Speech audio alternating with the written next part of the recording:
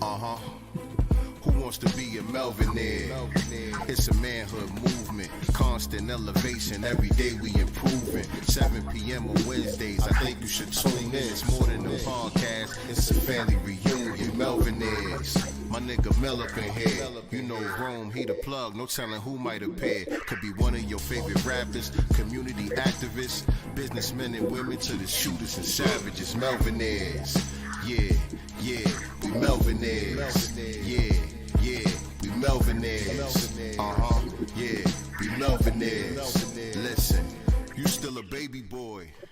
This is manhood shit.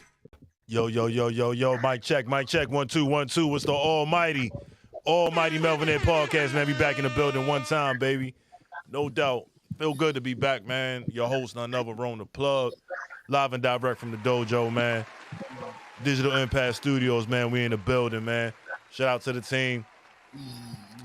And tonight is like open mic, but we got special guests in the building. First of all, we're gonna give a big shout out to Something for the Culture. Big shout out to the sis, Jazz. Happy birthday, Queen. Thank you. Absolutely. Big shout out to the sis, man. We got the bro, always on time, Billy Ray Valentine. Brickyard, Philadelphia. Live from Aztec headquarters. Already, man. Shout out to Aztecs, man. Yeah, man. So, I wanted to like kind of touch on a few different things. So, like, I just was like open mic.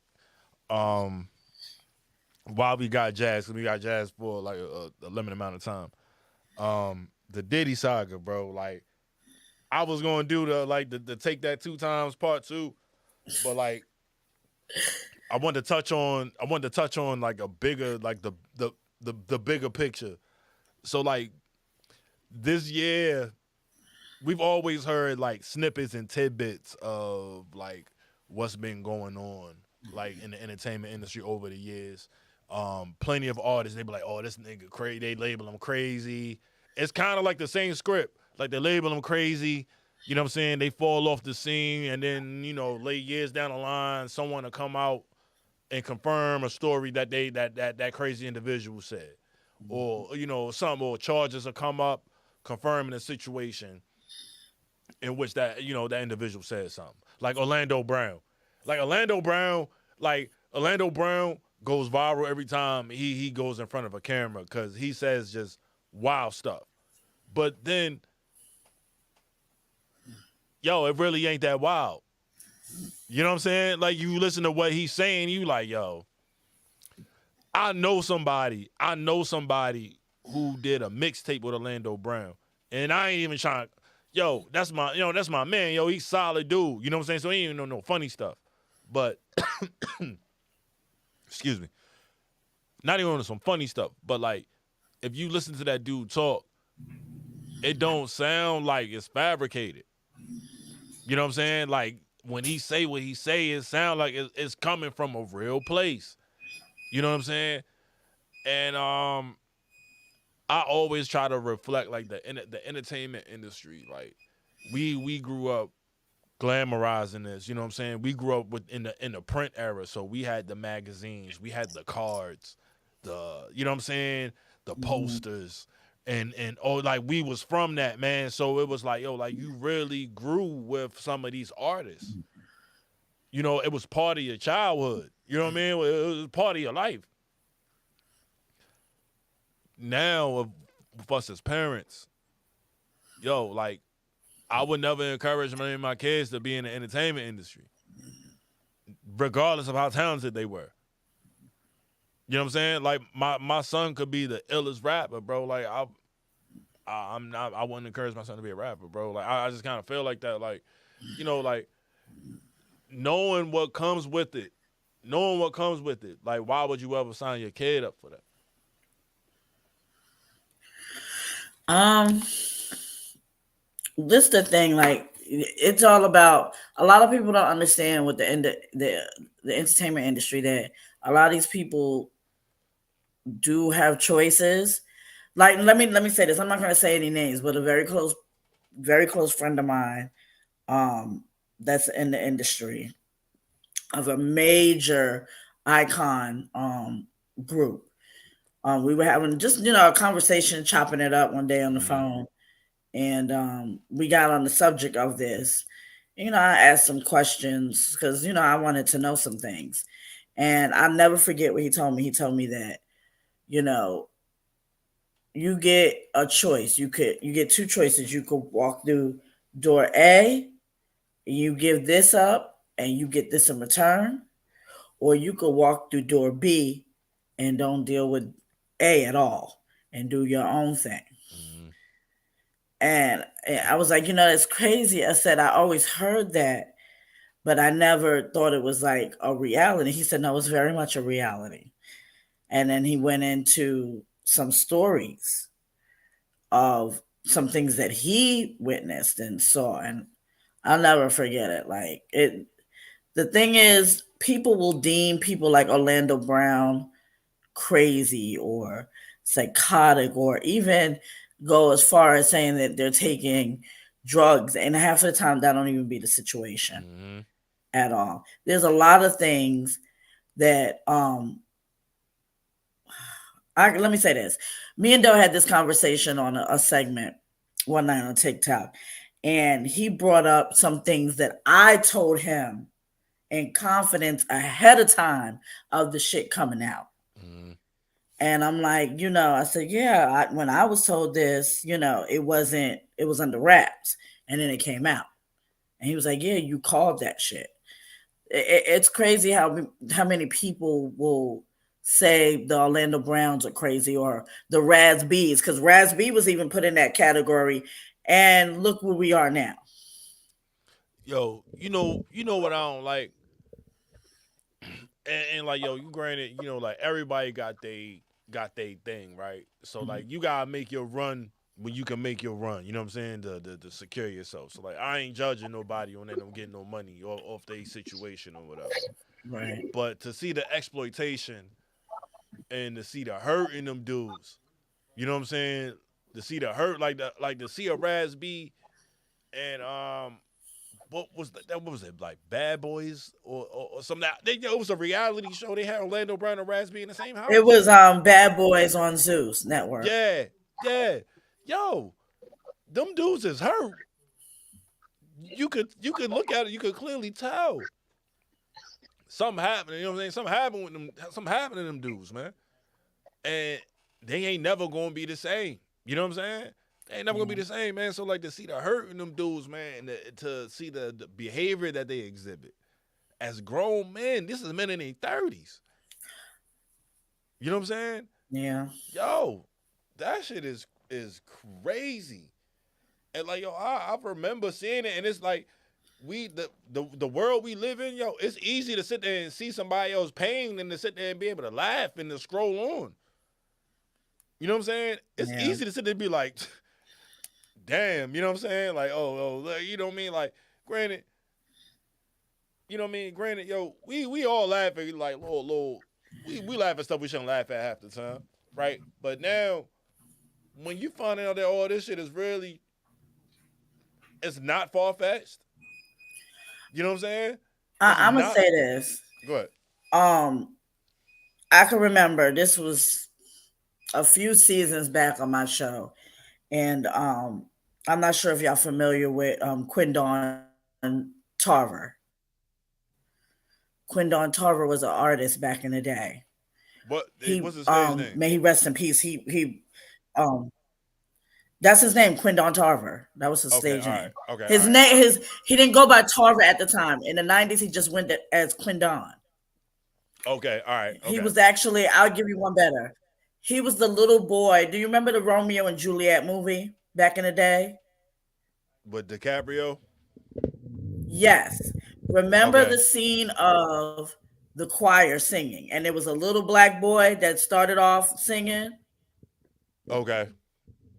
That's Quindon. Okay. Okay, so Quindon, he had a pretty good career back then. He was also under Chris Stokes, and we were cool, very cool, cordial. Oh, now I know who you talking about. Yeah. Okay, all right. Now I remember. Oh yeah. So he was actually supposed to come on my show. And because of scheduling, we never really got around to him coming on. And then he got in a car accident and passed away. Okay. But I do remember the conversation me and him had. And the conversation that we talked about was, a lot of, I asked him, I said, the things that Raz was saying on that faithful phone call that, he recorded. Was he telling the truth? He said, absolutely. Absolutely. He said he's done it to me. And it's went on for years.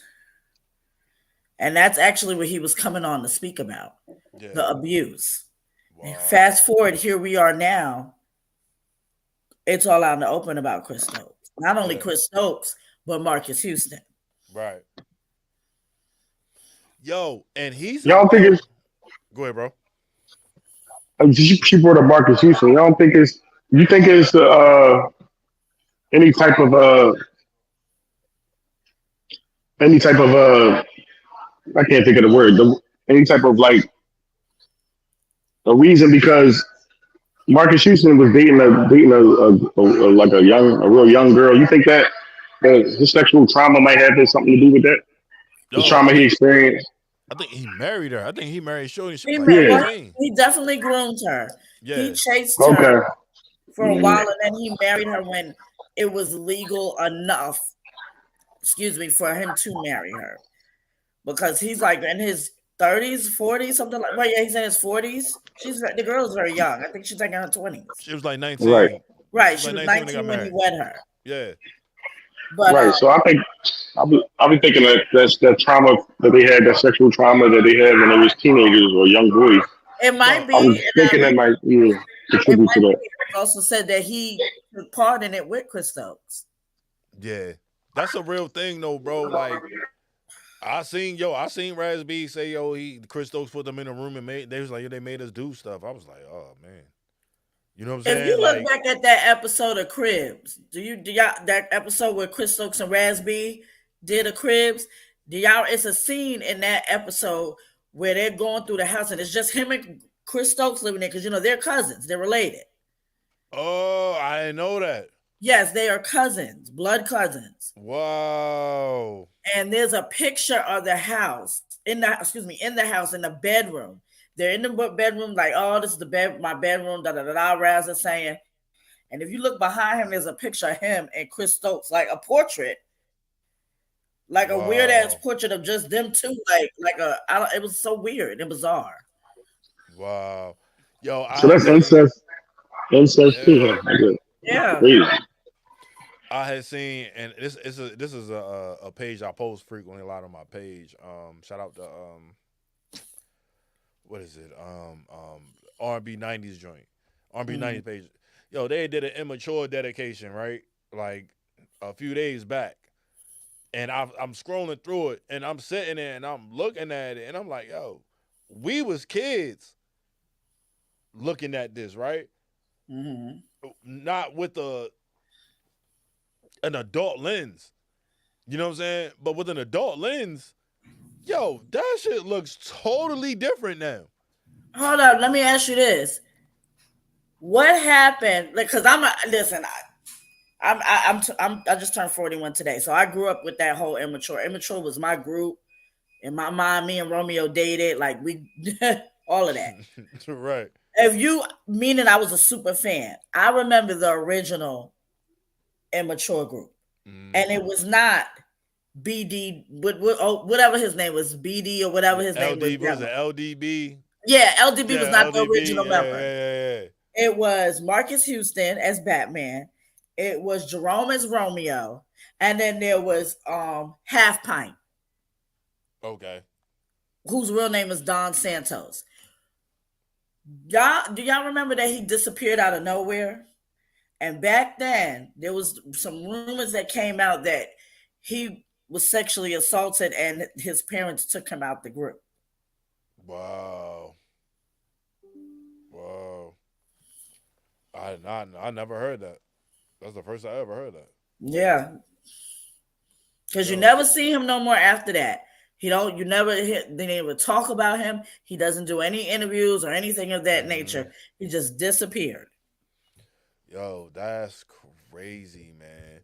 So like, yo, I just like, yo, like this is just like the year of like the curtain getting pulled back. You know what I mean? And just like showing, I don't know if it's like the mass public, but like for everyone, like it's almost like the spell wearing off. For some, you know what I mean? For some of us, not all, Right.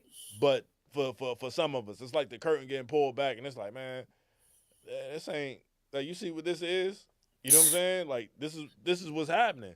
So Right. you gotta understand, like, yo, I was going to call the show. I had a whole thumbnail with like a whole Meek Mill like joint and all that shit. Then I was like, yo, I couldn't even do it to myself to put my face on that shit. Yeah, I ain't gonna lie. You know what I'm saying? Cause like, yo, I felt the way about it. Knowing and hearing, yo, understanding that it's just entertainment, right? I can understand the entertainment value. It sound cool. I can bob my head and whatever. That's cool. But knowing what you guys gotta go through, bro, to do all this and throw that rollie up, I'm good, bro. Like I don't want no parts of that shit. You know what I'm saying? Like I'm cool. Like, I would never encourage any of my children to be in the entertainment industry, ever. You know what I'm saying? Like I would find something like more productive, like that they could do to affect people, to make their presence known in society. Like in all seriousness, like I feel like it's a conversation that we all should have with our children. Yeah. You know what I'm saying? Like on real rap. Cass, what's good? Hey, hi. How you feel about knowing what's transpiring in the entertainment industry over the years? For some people that maybe not us, but maybe people we know have idolized. Um, how do you feel like? I feel like it's almost like neglect to like build your kid up. They be like, yeah, my son, the hottest 10-year-old rapper out here. You know what I'm saying? Like I almost feel like that. Yo. Like I ain't gonna lie, and I could be wrong, but that's just how I feel. Um, I just see it as social gentrification. It's just another way to push Black people out of something.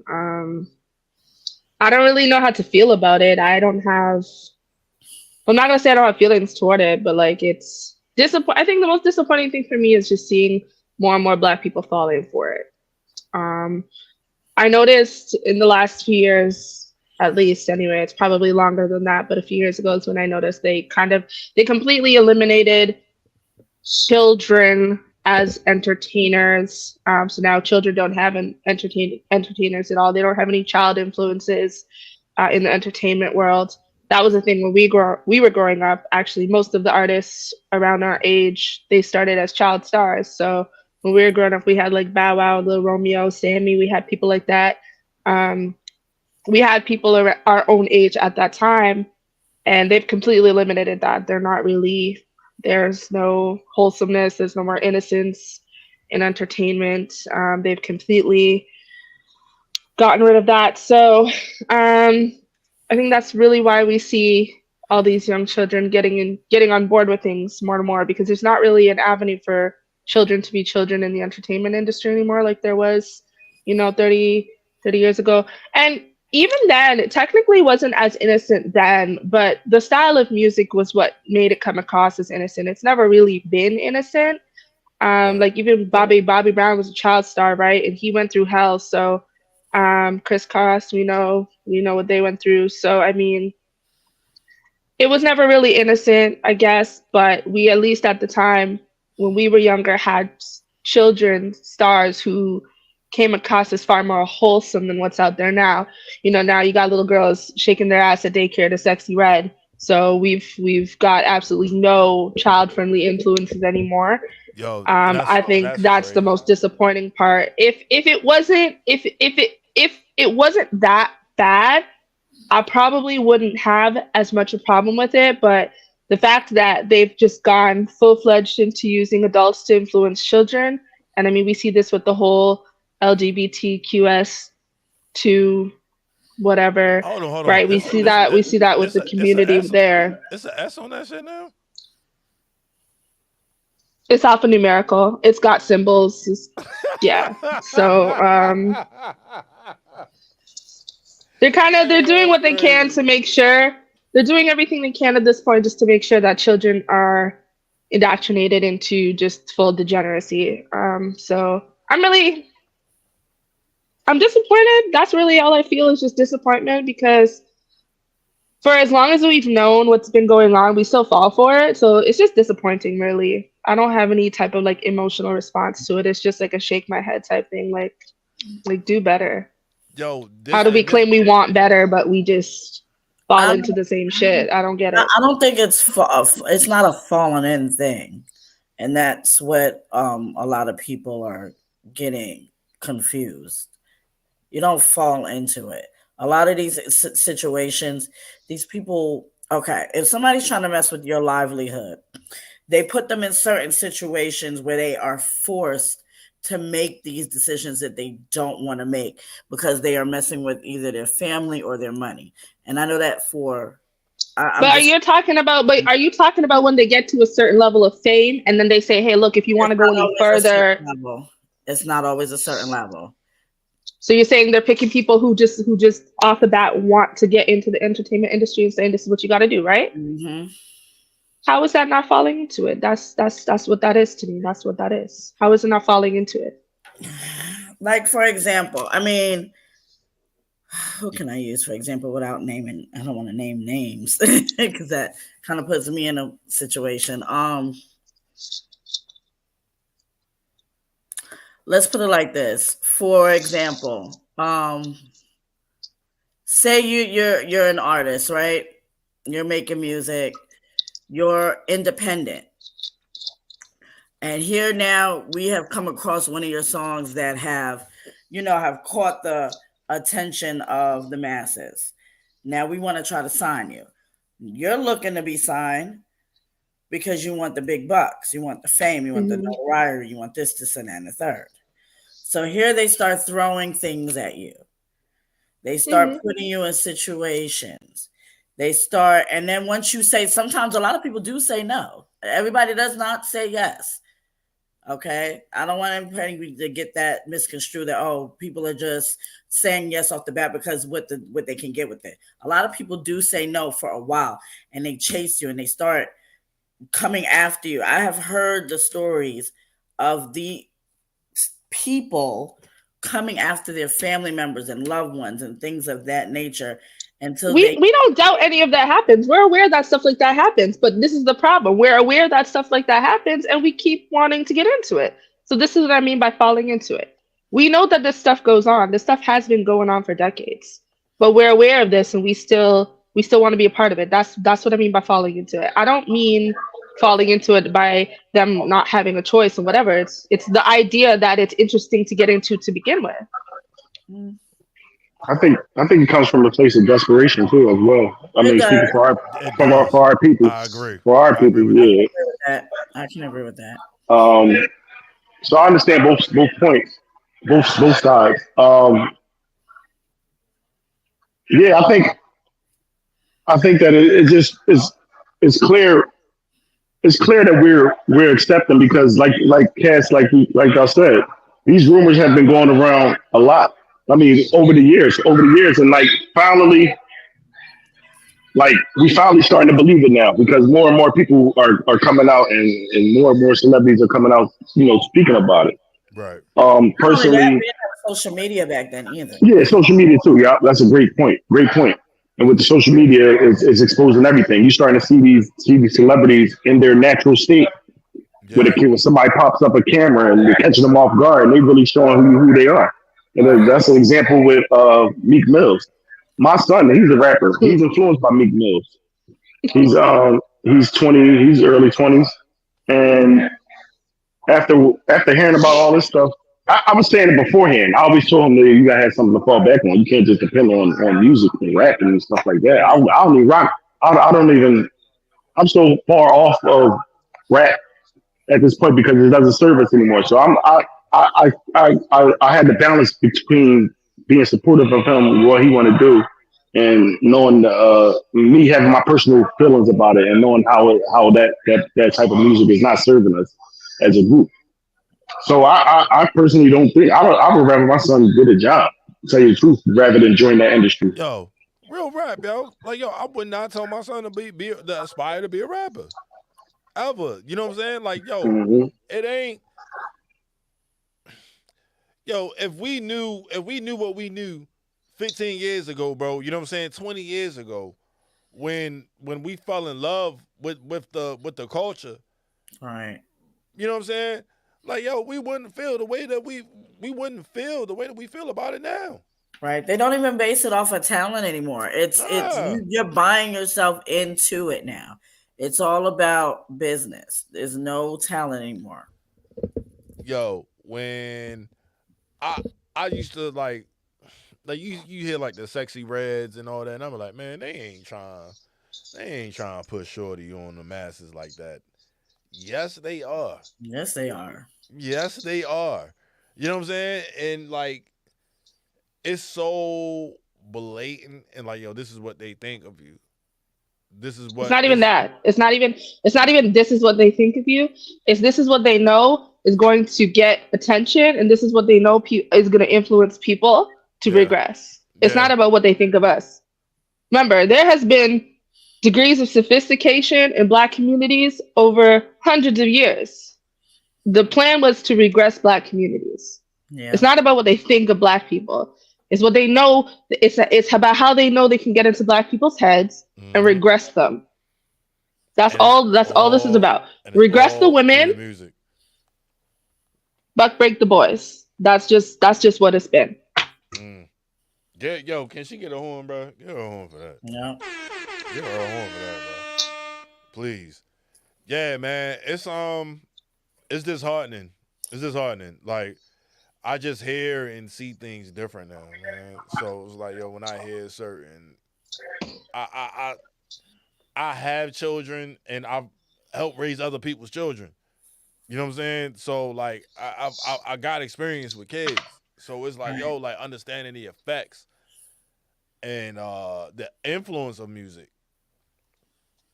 And it's programming. You know what I'm saying? Like, yo, Sexy Red is going to help create another generation of Sexy Reds. Sexy Reds. Right. Single mothers. Yes. Single mothers, gang banging single mothers. Like, yo, you got to keep that real. I was thinking about this. I was just thinking about that earlier about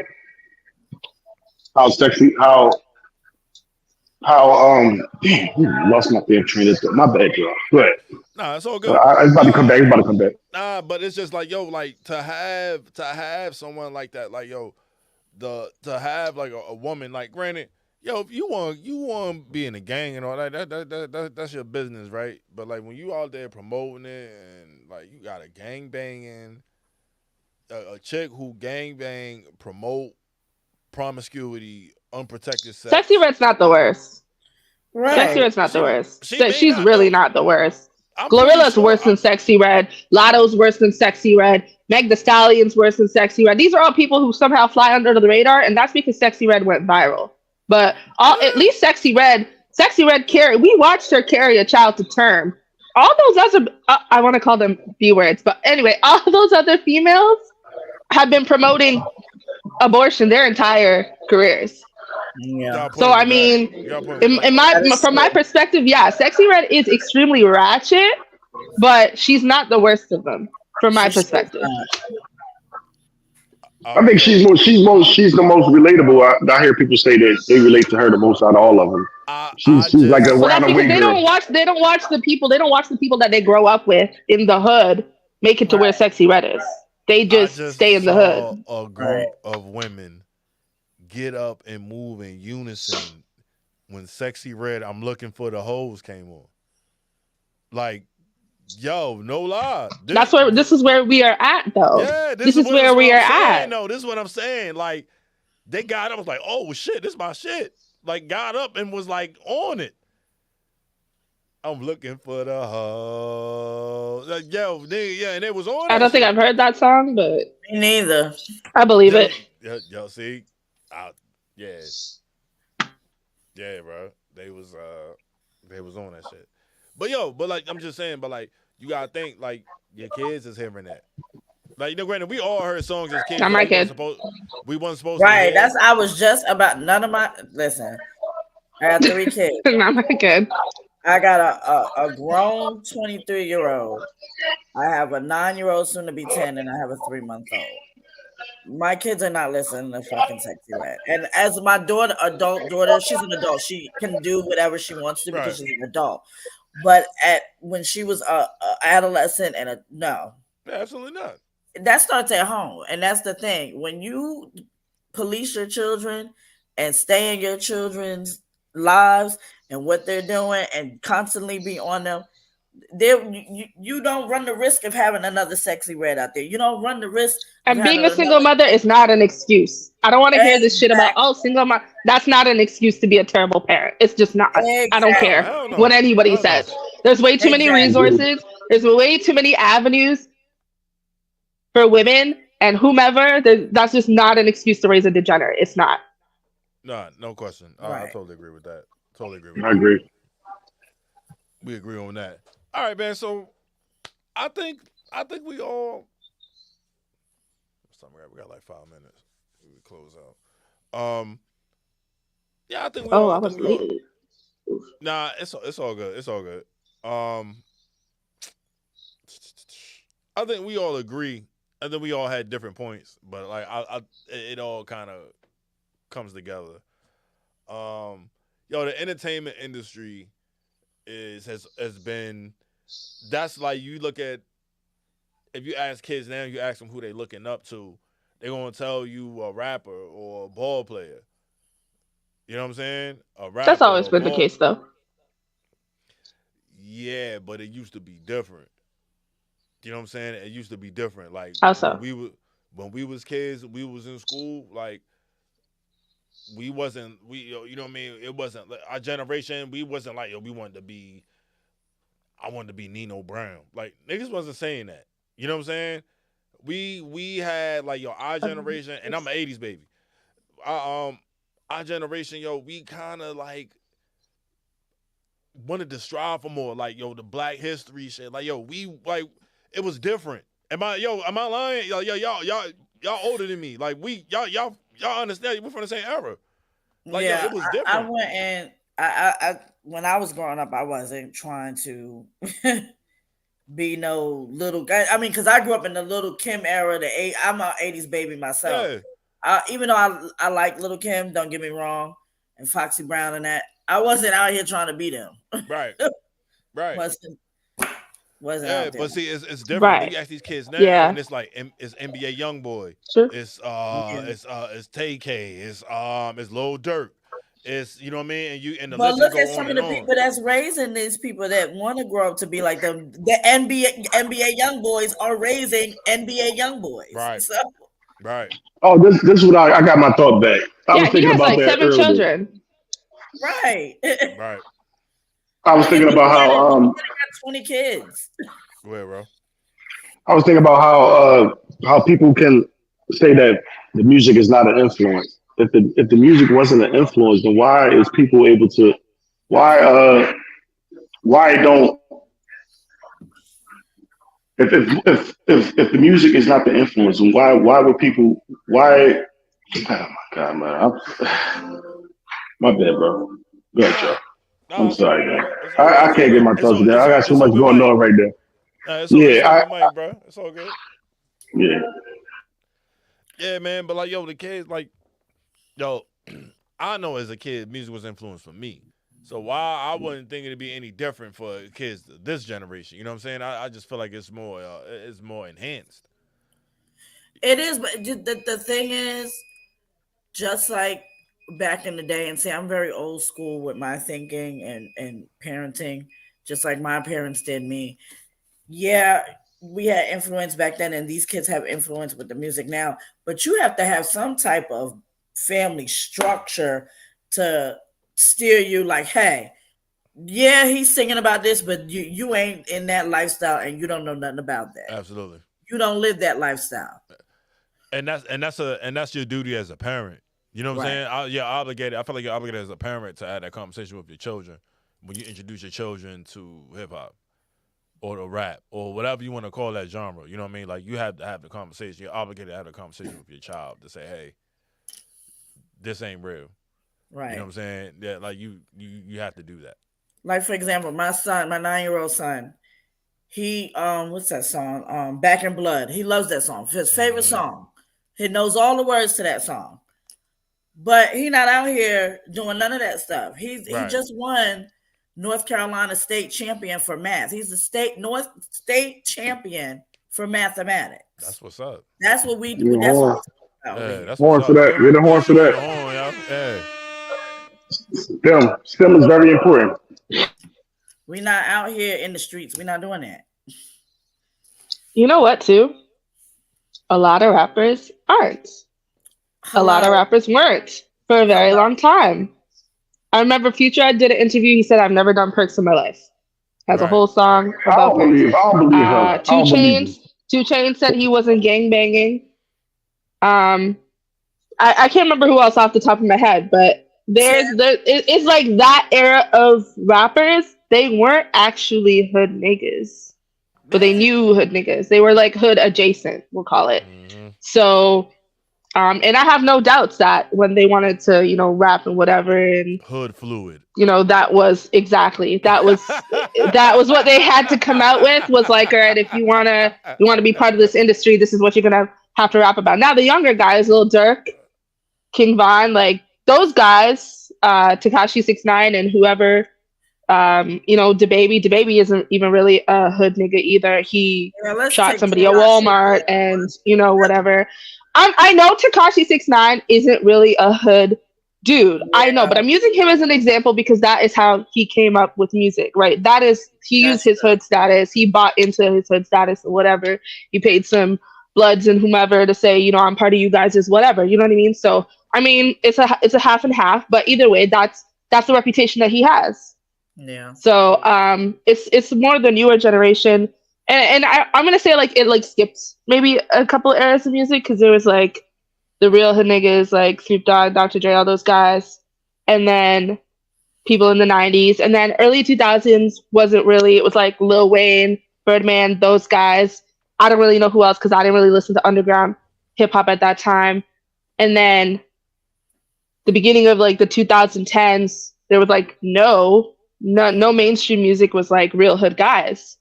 And then all of a sudden we have all these young guys come out and they're all hood dudes. I would say that Lil Wayne influenced the generation of like the gang banging. Like I will give Lil Wayne credit for that. Lil Wayne had an influence on really. Yeah, absolutely. Face tattoos. I agree with that. Oh, you mean like how they look and stuff? Tattoos, I agree. The locks, the tats. Period. Like Lil Wayne, that's probably his biggest influence. Like he created a generation of dudes that all wanted to be. Before Wayne, it'll probably be before Wayne. I'll probably say X. X kind of started it, and Wayne kind of came full throttle with it. Yeah. DMX. Yep. I think I came up with my question again. I thought of it. I was thinking about how they say that the music don't influence us. You can't leave 50 out with that too. Right. Oh yeah. Y'all hear me? Yeah, we hear you. Yeah. Oh, okay. Yeah, I was saying that the music. If people saying the music doesn't have an influence, remember back in the day when the conscious music was in the forefront, like Public Enemy back in the day, all those groups that was out back then that was speaking about Black empowerment and things like that. Yeah. Didn't that have an effect on us as children to be more knowledgeable and we start wearing the African pieces and all that other stuff because through the music, right? On everything I love, yo. I remember listening to. I remember watching X-Clan videos, PE videos, like specifically on the jukebox. specifically on the music jukebox. Shout out Ralph Daniels. You know what I'm saying? But yo, yeah, shout out Ralph Daniels, bro. But like, yo, I was one of those kids, bro. Like I was one of those kids. I was 5, 6 years old with Malcolm X pieces on. You know what I'm saying? I still listen with to Africa Professor pieces Griff to this day. Yeah, with African medallions and like all of that shit, bro. Like it was a part of us. You know what I'm saying? Because it was in the music. Like, yo, you even coming from like a tribe, or it was always a sense of black pride. Yeah. You know what I'm saying? Even with the different genres of hip hop, even as hip hop developed and different genres were birthed, there was still always a sense of black pride. You know what I'm saying? Even down to like the most gangster shit. You know what I'm saying? Even down to some of the most gangster shit. Like it was still a sense of black pride. Like back then, that sense of knowledge, and because like rap used to have to, you had to have knowledge to be able to have some of these conversations. To even be able to go in some of these studios, you had to have knowledge in your raps. You know what I'm saying? You had to have something to kick.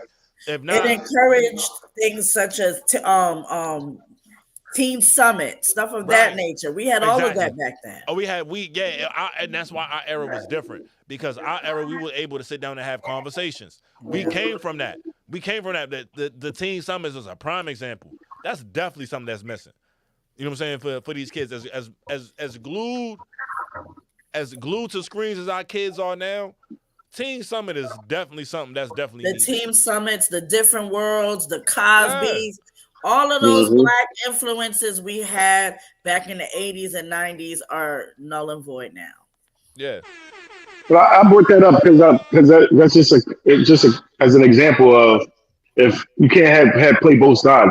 If the conscious music influenced us back in the day when it first hit the scene, then the music is going to continue to influence us, whether it's going to be positive or negative. So people that like to say it's just the art and all that stuff, and let people, it's not the music. They just tell a lie. Yeah, I mean, they lie to themselves, bro. Exactly. I don't believe anybody gets up in the morning, first thing in the morning, makes himself a cup of coffee, grabs their pen and a lined piece of paper and says, "All right, this is what my heart is telling me to write," and they just write down pussy, pussy, pussy, pussy, dripping wet pussy. Like, I don't buy it. Not for 1 second. To the windows, to the wall. Wall, to the right. sweat drop down my balls. Like, yo, listen, that would not be in my head. That would not be in my head unless I heard that shit. You know what I'm saying? Like, yo, and this is the whole thing. Like, yo, you remember in the 90s, yo, I'm gonna say like the mid to late 90s, yo, it was niggas who was killing people and was like, yo, I got real high, I got mad high, and listen to Bone Thugs backwards. You know what I'm saying? And they told me kill a nigga. You know what I'm saying? Like, yo, like what? Listen, don't sleep on those theories, though. Don't sleep on those theories. Have you seen the movie Josie and the Pussycats? Like, I know this. I'm a girly girl, so like I watched Josie and the Pussycats as a kid, but it was what? It was kind of when they redid the Josie and the Pussycat movie. They had a lot of sexual innuendos in that movie. I didn't see it. I looked. But at the end of the day, they told the truth about pop music. Number one, they killed somebody who wouldn't get on board with their plan. That's how the movie starts out, is a boy band getting killed in a plane crash because they wouldn't get on board with what the plan was for, I know it's like their publicist or their manager, whoever had a plan, right? Uh-huh. Then it goes into talking about how the industry executives have a plan. They put they layered sounds over the music that tell you that it's basically like Mugatu from Zoolander. Right, you hear certain sounds layered. No, it's real shit. Like, you heard certain sounds over layered music, and that's how they were able to get it subliminally into people's minds. Now, with the black people, they play with frequencies specifically because that's how we work. But for everybody else, it was all subliminal messaging. Our whole lives, it's been subliminal messaging. Now it's just blatant, and we don't know what to do with it. Right. But hip hop originally was. They used frequencies. That was the type of music that they put out. They put out music that aligned with our vibrational frequencies. No doubt, man. Yo, I appreciate this conversation, man. This was this was good. This is nourishment for my soul today, man. I appreciate y'all. We ain't gonna keep the people waiting. I want everybody to get their handles out. Big shout out, happy birthday to Jasmine, something for the culture. Happy birthday, Thank Queen. you. We hope you enjoy. Big shout out to you and the fan. Let the people know where they can follow you. Wow. You can find me on my own platform at Something for the Coach on YouTube. I'm on all social media handles. You can, and that's on Monday nights. On Thursday nights, I'm on the Doe Show. Friday nights, I'm on Urban Illustrated, and on Sunday nights, I'm on Two Guys and a Half podcast, which is a movie-based platform. Busy body. Yeah. I wish I could pod like that, man. I can't. One day though, it's coming. It's coming soon though. Go ahead, Ron. Oh yeah. Oh, Cass' birthday was yesterday too. Happy birthday to Cass. And Belated birthday. I'm tripping. Thank yo, you. Happy birthday, Cass. Happy birthday. Thank you. Happy birthday. Pisces life. Okay, all the time. I'm Billy Ray Valentine on Facebook, Billy Ray Valentine _B1 on Instagram, and Billy Ray 215 on Twitter /X. Already. Cass. I am the self-care snob, the one and only. If you see any other pages, report them. I'm the one and only self-care snob. Absolutely. Beautiful, man. Yo, I want to give a big shout out to all y'all, man. Y'all was dope tonight. Jasmine, I hope you enjoy your birthday, man. We definitely enjoyed having you back. Big shout out to the Doe Show, man. Big shout out to Lady. We're going to bring y'all back from Melvinaire Mania, man. We're going to run it back another time, man. But yo, shout out the team. I appreciate the conversation, yo. Like someone's gonna appreciate this conversation tonight, man. And that's what we do this for, man. So Yeah. Can't Knock the Muscle _43, Melvinaire _podcast on IG, Melvinaire Podcast group on Facebook, the _Melvinaire on X, and it's Melvinaire something on TikTok. I don't know, bro. I don't look at that shit, but yeah, but yeah, we're getting to it. We're gonna get to it. We're gonna get to it, man. I want a big shout out to my engineer in my studio, man. My engineers, man. Guys are awesome, man. Big shout out Lee. Big shout out TJ. Big shout out to everybody from the studio, bro. Like we working out here, man. So yo, just pay attention. Digital Impact Studios in the building, bro. Shout out Raw Dope Podcast, yo. Shout out everybody, yo. Shout out King. Shout out Boom. One Shine, Scoop Lover, yo. Shout out everybody, Born. yo. Don't TP. forget Knowledge Born. Shout him out too. Knowledge Born out live. Shout out to God, bro. Yes, absolutely. God pulled up a few weeks back. You heard? You know what I'm saying? And yo, we just gonna keep rocking, man. We gonna keep rocking, keeping y'all entertained, man, keeping y'all woke. And yo, till next week, man. Tap in, subscribe, hit the notification bell, share the show with somebody you love. We on all streaming platforms, updating shows. And yo, till next week. Stay solid, stay safe, man. We catch y'all. Peace and love. Salute.